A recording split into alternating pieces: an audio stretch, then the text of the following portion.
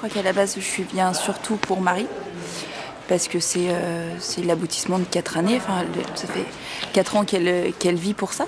Mais qu'au-delà de ça, c'est aussi un moment qu'on passe tous en famille. Alors quand je dis être à Pyeongchang, c'est pour être avec Marie. C'est pas avec ma petite Marinette, avec ma sœur, parce que elle, on la voit pas en fait. On n'est pas du tout avec Marie pendant les Jeux. Et puis Marinette, ma petite sœur, elle disparaît pour laisser place à Marie Bochet, l'athlète, sur les grands événements comme ça. Donc c'est plus être là quand Marinette fait une petite apparition et que du coup elle a besoin de sa famille, de soutien pour pouvoir re-rentrer dans la peau de l'athlète. Moi j'essaye d'être une grande sœur. Donc là quand elle a besoin et puis supporter, parce que c'est quand même sympa d'être supporter aussi.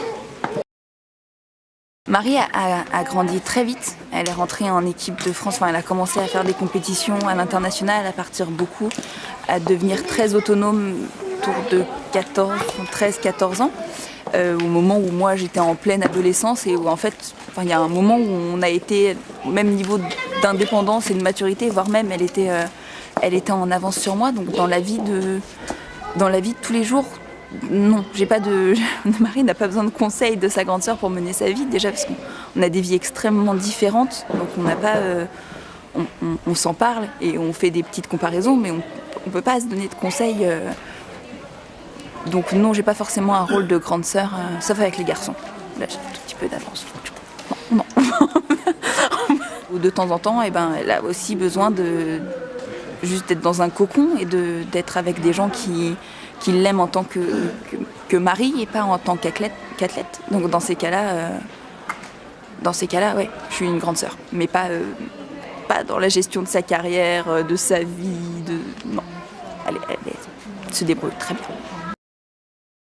Extrêmement déterminée. Je ne crois pas que qui que ce soit ou quoi que ce soit puisse l'arrêter quand elle se fixe un objectif. Elle peut être confrontée à des difficultés, ça ne l'arrêtera pas. Mais elle doute aussi beaucoup, je pense. Avant de prendre ses décisions et de poursuivre les objectifs qu'elle s'est fixés, elle doute beaucoup, même si elle ne le montre pas toujours, parce que c'est pas forcément facile pour elle d'admettre ses faiblesses. Mais c'est un mélange d'égoïsme propre aux, je pense, champions de haut niveau qui ont besoin d'être concentrés sur eux pour atteindre leurs objectifs. Et en même temps d'altruisme extrême. Marie, elle a des nouvelles de toute la famille, de tout le monde. Elle écrit tout le temps à tout le monde. Elle répond aux messages dans les 10 minutes qui suivent. Elle s'arrange pour aller voir les cousins qui habitent à l'autre bout de la France. Quand il y a un bébé qui naît, il n'est pas encore né, il a déjà ses petits chaussons tricotés par Marie. Enfin, elle est très présente pour tout le monde quand elle le décide. Et elle est très organisée, ce qui lui permet d'avoir du temps pour tout le monde et d'en conserver pour elle, pour ses entraînements et sa vie de star, du sport. Moi, c'est mon rapport à la performance, il faut laisser ceux que ça plaît en faire et pas prendre leur place. Cela dit, ça a l'air important pour Marie, elle a l'air de comprendre à quoi ça sert, donc on est là et on la soutient pour qu'elle y arrive. Du coup, j'aimais bien ses objectifs des Jeux de cette fois-ci, qui est, quand on lui posait la question qui lui a été posée beaucoup de fois, quel est votre objectif pour les Jeux, me faire plaisir et partir sans regret. Ça me parle. Se faire plaisir et ne pas avoir de regrets, ça me parle plus que la performance, les médailles, la compétition. Ça me dépasse un peu. Quand elle est revenue de Sochi, elle a dit quelque chose que j'ai mis un peu de temps à comprendre. La première fois qu'elle l'a dit, ça m'a choquée. Mais elle m'a dit, là, c'est bon, j'ai réussi mon objectif. J'ai fait ce que je voulais faire de ma vie, je pourrais mourir demain. C'est bon. Au niveau du ski, en tout cas, elle avait atteint ses objectifs. Du coup, je pense que depuis Sochi, elle est plus dans le plaisir. Je pense qu'elle se met moins de pression. Elle n'a plus rien à prouver. Ces médailles de Sochi, les médailles qu'elle a gagnées là, elle les a. On ne lui enlèvera pas. Le reste, c'est que du plus. On y a tous pensé beaucoup dans la famille après son bac, à savoir ce qu'elle allait faire, comment c'était possible qu'elle continue des études. On est 4 dans la famille. On a tous les 3 aînés, on a tous fait des études. Donc c'est vrai que c'est un peu notre cheminement de pensée. Ça a dit, c'est le cheminement de vie un peu d'une majorité de gens. passe le bac, enfin bref, on fait des études qui mènent à un travail. Marie, elle peut pas suivre ce chemin-là parce qu'elle a d'autres impératifs, parce qu'elle a déjà un travail avant d'avoir commencé des études, donc les choses sont un peu inversées. Elle a eu la chance de pouvoir rentrer dans un cursus à Sciences Po. Cela dit, elle l'a pas suivi avec beaucoup d'assiduité. Elle n'a pas mis les études en priorité dans sa vie, parce qu'en fait, ça rentre pas. On a eu un petit peu là aussi, j'ai essayé d'avoir un rôle de grande sœur en lui mettant la pression sur les études, c'est important quand même, t'as la chance, profites-en, on te donne cette opportunité-là.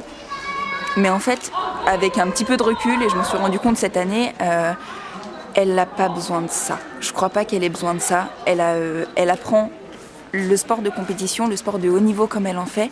Je crois pas que ce soit juste une idée de compétition dans l'instant présent. C'est aussi une formation assez incroyable. Quand elle répond aux journalistes, quand on voit ce qu'elle pouvait raconter il y a 8 ans et ce qu'elle raconte maintenant, elle a appris énormément. Et parce que c'est une athlète de haut niveau, de la même manière que dans la gestion de ses sponsors, voilà, elle a une formation sur le terrain. Elle connaît le milieu du sport, elle connaît énormément de choses. Et parce qu'elle est une athlète de haut niveau, pas parce qu'elle fait des études. Je me rappelle de quand je me suis rendu compte que Marie était handicapée. Et j'avais 18 ans. Et j'ai appelé Léo d'ailleurs, parce que j'étais étudiante à Grenoble et Marie et maman sont venues me rendre visite. Puis je leur ai demandé ce qu'elle faisait à Grenoble et Marie a dit on vient me faire une prothèse. Donc c'était une prothèse uniquement pour le sport, mais à ce moment-là je me suis rendu compte qu'il manquait quelque chose à Marie. Et en fait pour moi il n'a jamais rien manqué à Marie. Marie elle a un petit bras, elle a son petit doigt, c'est pas un handicap. Elle est comme ça, elle est différente, mais il lui a jamais rien manqué, Et du coup l'idée qu'elle ait une prothèse, c'était qu'il fallait la compléter, quoi. Et j'ai appelé Léo en pleurs en lui disant tu te rends compte, notre petite sœur est handicapée. Elle a dit oui Alice, ça fait 16 ans que Marie est handicapée, fais-toi à l'idée. Et puis elle a toujours fait les mêmes choses que nous. Elle a fait du piano, Marie elle fait du tricot, elle utilise un moulin à poivre. Enfin il n'y a pas de... Moi, j'ai beaucoup de mal à parler de handicap en ce qui concerne Marie. Et puis aussi parce qu'elle le vit avec tellement de naturel qu'en fait... j'ai l'impression en tout cas que quand on la rencontre, on ne se rend pas compte qu'il lui manque un avant-bras. Je pense qu'on est tous partis du Beaufortin, mais depuis qu'on est partis, on n'a qu'une idée, c'est d'y rentrer. C'est la maison, le Beaufortin. C'est là où... c'est déjà la forme de la vallée, c'est tout petit, c'est un nid, c'est là qu'on a grandi, c'est là où nos parents sont encore, c'est là où Marie vit, où notre grand-mère est, où nos cousins sont, c'est la maison, c'est là où on est bien. Alors je vais pas parler au nom de mes frères et sœurs, mais moi je suis partie du Beaufortin parce que à la fin de l'adolescence, je voulais pouvoir aller au ciné quand je voulais qu'il y ait des bars, je voulais pouvoir sortir, Et puis en fait je me rends compte que la qualité de vie qu'on a eue dans nos montagnes, on pourrait la retrouver ailleurs, mais il nous manquerait quelque chose. Et je me rappelle quand on était petit et que notre mère, quand on faisait trop de bruit à l'intérieur, nous disait allez jouer dehors, et on rentrait quand la nuit tombait. Et pendant tout le temps où on allait jouer dehors, elle ne savait pas ce qu'on faisait, mais il ne pouvait rien nous arriver, parce que c'est un village de 300 habitants. Donc je crois que c'est tout ça le Beaufortin en fait. C'est la liberté et l'épanouissement qu'on y a trouvé grâce au territoire et puis à nos parents qui y sont.